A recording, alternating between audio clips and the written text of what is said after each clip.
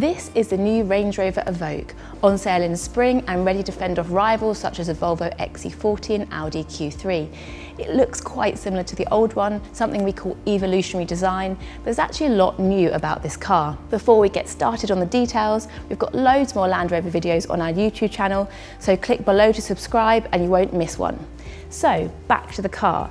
It might look similar, but actually every panel is different to the old car. There's slimmer LED headlamps and there's wraparound side and tail lamps, and every single panel on this car is new.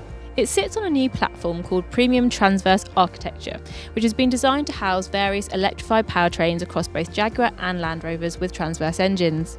Land Rover says the body is 13% stiffer than the current car, meaning improved refinement and handling. Because the Evoque is so popular for people travelling into cities, it gets the same 4.37 metre length as before, but this car has a 20mm longer wheelbase to create more legroom in the back. Before, rear space was criticised, so this addresses that, even if it's still not class leading. The new Evoque's McPherson strut front suspension now gets fluid-filled hydro bushes for better road isolation. At the rear, it adopts the Velar's new integral link setup, which separates lateral and longitudinal forces for improved refinement, but also saves space compared to the previous system, giving the Mark II version bigger, wider boot space. So what's under here?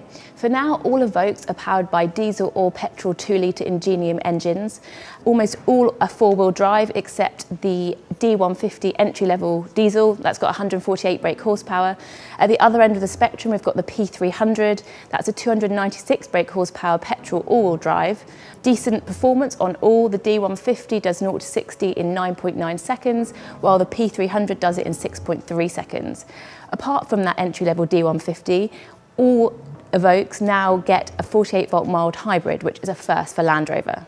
From launch, all Evoques get a belt-driven integrated starter generator that collects energy as the car decelerates, storing it in a battery before deploying it when the car starts or accelerates.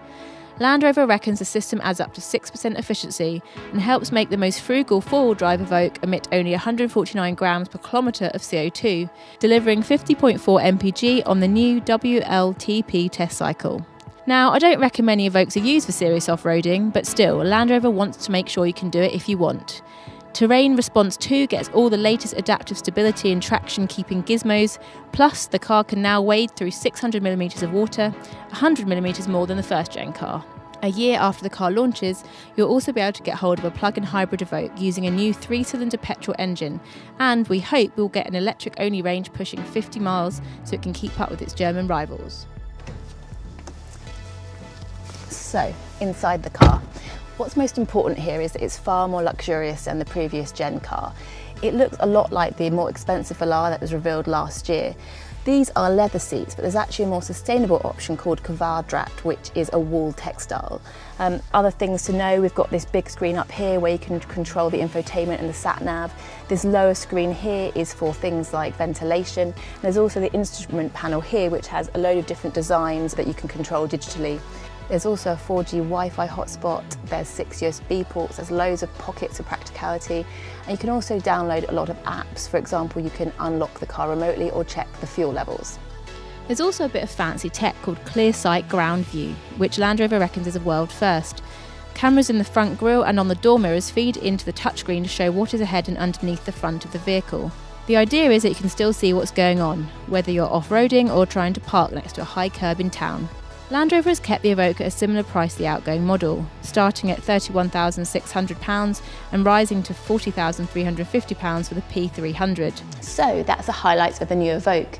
We'll be driving the car soon enough, so click below to subscribe to our Autocar channel to find out our first impressions behind the wheel.